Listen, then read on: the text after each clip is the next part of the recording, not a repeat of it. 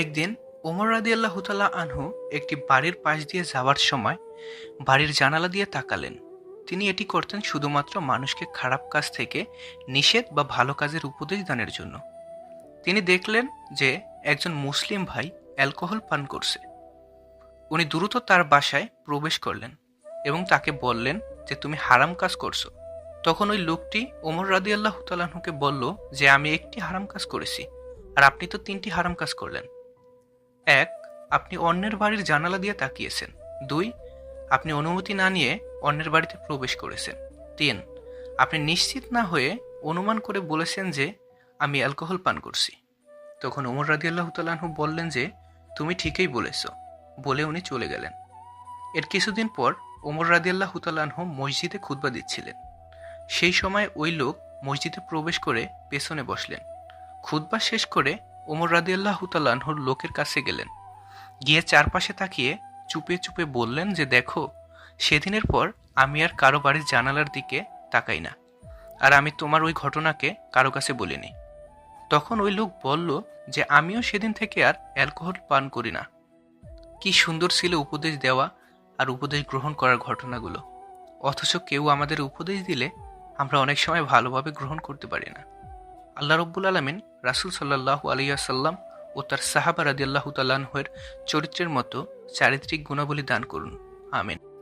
একটি মানুষকে হারিয়ে বেঁচে তো থাকা যায়, কিন্তু তার সেই খালি জায়গাটা হাজার মানুষকে দিয়েও পূরণ করা যায় না।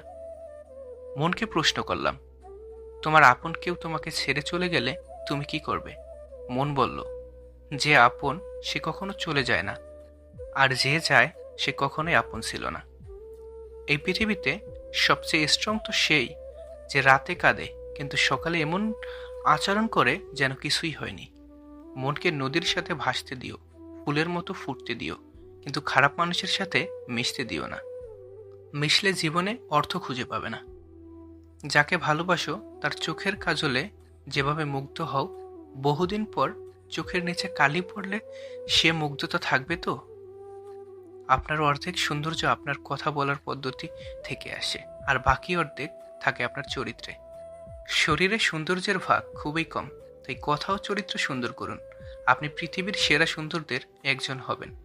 জীবনে যদি কারো উপকার করেন তবে সেটি চিরজীবনের জন্য ভুলে যাবেন। যদি কখনো কারো উপকার পান তবে সেটি সারা জীবন মনে রাখবেন। শিক্ষক ক্লাসে ঢুকে ব্ল্যাকবোর্ডে একটি লম্বা দাগ টানলেন। এবার সবাইকে উদ্দেশ্য করে জানতে চাইলেন, আচ্ছা, তোমাদের মধ্যে কে আছে এই দাগটি ছোট করতে পারবে? কিন্তু শর্ত হচ্ছে তোমরা একে মুছতে পারবে না, না মুছেই ছোট করতে হবে। তারপর ছাত্ররা সবাই বলল, এটা কিভাবে সম্ভব? কারণ মোছা ছাড়া দাগটি ছোট করার আর কোনো পদ্ধতি তাদের মাথায় আসছে না। তখন শিক্ষক আগের দাগটির পাশে আগের দাগটির তুলনায় বড় একটি দাগ টানলেন। ব্যাস, আগের দাগটি মোছা ছাড়াই ছোট হয়ে গেল। শিক্ষক বলল, বুঝতে পারলে তোমরা? কাউকে ছোট করতে বা হারাতে হলে তাকে স্পর্শ না করেও পারা যায়। নিজেকে বড় করে গড়ে তোলো, তাহলে অন্যের সমালোচনার দুর্নাম করে তাকে ছোট করতে হবে না। তুমি বড় হলে এমনিতেই সে ছোট হয়ে যাবে। জানেন কোন ধরনের মানুষ কখনোই সুখী হতে পারে না? আসলে সুখ হলো অল্পতেই সন্তুষ্ট থাকার নাম। যারা অল্পতেই সন্তুষ্ট থাকতে পারে না তারা কখনোই সুখী হতে পারে না। মানুষের কাছে যদি দুইটা সোনার পাহাড়ও থাকে তারপরও সে আরেকটা চাইবে। তাই নিজের যা আছে তাই নিয়ে সন্তুষ্ট থাকুন, সুখে থাকবেন। যে তোমাকে সত্যি ভালোবাসবে তার মধ্যে একটি আচরণ দেখতে পাবে না, তা হলো গুরুত্ব না দেওয়া। আপনি উপলব্ধি করুন আপনার প্রিয় মানুষটি আপনার খেয়াল রাখছে কিনা। যে মানুষটা আপনাকে ভালোবাসবে সেই মানুষটির কাছে সবচেয়ে গুরুত্বপূর্ণ আপনিই থাকবেন। আপনার চেয়ে গুরুত্বপূর্ণ তার কাছে আর কোনো কিছুই থাকবে না। তাই ভালো মতো বোঝার চেষ্টা করুন সে আপনাকে গুরুত্ব দিচ্ছে কিনা। আপনার বলা কথাগুলোকে আপনার প্রিয় মানুষটি কতটা গুরুত্ব দিচ্ছে, বা আপনার বলা কথাগুলো সে উড়িয়ে দিচ্ছে কিনা সেদিকে নজর রাখার চেষ্টা করুন। আর সে যদি আপনাকে বা আপনার বলা কথাগুলিকে গুরুত্ব কম দেয় তাহলে বুঝে নেবেন আপনি ভুল সম্পর্কে আছেন। মানসিক শান্তি তখনই আসবে যখন আপনি মানুষের চিন্তা বাদ দিয়ে নিজের জন্য বাঁচা শুরু করবেন। আঘাত করলে ঘুরে দাঁড়ানো যায়, বেইমানি করলে উঠে দাঁড়ানোটাই কঠিন হয়ে যায়। আর আমরা সবসময় একটা ভুল করে ফেলি, যাকে ভালোবাসি তাকে ভালো রাখতে গিয়ে নিজের অজান্তে নিজের অস্তিত্বটুকু হারিয়ে ফেলি। আর এই কারণেই সে একসময় আমাদের গুরুত্ব দিতে ভুলে যায়। দিনকাল সত্যি অনেক বদলে গেছে। খুব দরকার না পড়লে কেউ আজকাল কারোর খোঁজ নিতে চায় না, যতই কাছের মানুষ হোক।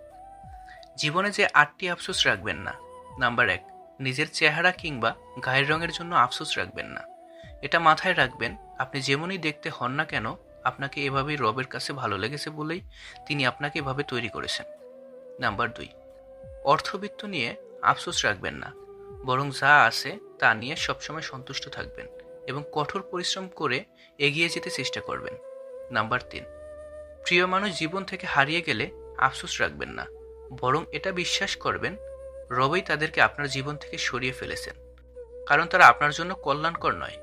নাম্বার 4, নিজের অস্তিত্ব নিয়ে আফসোস রাখবেন না, যা আছেন, যেভাবে আছেন, যেমন আছেন সেভাবেই মেনে নিন। নিজের উপর আফসোস আপনাকে মানসিক কষ্ট দিবে। নাম্বার 5, নিজের পরিবার নিয়ে আফসোস রাখবেন না। পরিবার যেমনই হোক কৃতজ্ঞ থাকুন, এটা ভেবে যে আপনি এতিম নন। আপনার জীবন কোনো এতিমখানায় কাটেনি। নাম্বার 6, মন নরম আর ইমোশনাল হয়ে থাকলে কখনোই আফসোস রাখবেন না, কারণ মন নরম হওয়াটা মুমিনের গুণাবলী। নাম্বার 7, ভুল মানুষদের ভালোবেসে আফসোস রাখবেন না, কেননা আপনি হারিয়েছেন খারাপ মানুষ, কিন্তু তারা হারিয়েছে আপনার মতো ভালো মানুষ। বরং আল্লাহর উপর কৃতজ্ঞ থাকুন। নাম্বার 8, নিজের পেশা নিয়ে কখনো আফসোস রাখবেন না। প্রতিটি হালাল কাজই মন থেকে করবেন। প্রতিটি মানুষ হাসতে চায় কান্না ছাড়া, কিন্তু রংধনু কি দেখা যায় বৃষ্টি ছাড়া? সরল মনের সহজ কথা, শরীর আর অর্থ দিয়ে তৈরি সম্পর্ক একদিন শেষ হয়ে যাবে, কিন্তু মন দিয়ে তৈরি সম্পর্ক কোনোদিন শেষ হবে না। টাকা এক অদ্ভুত জিনিস, থাকলে সকল সমস্যার সমাধান করে দেয়, আর না থাকলে আপনদেরও পর করে দেয়।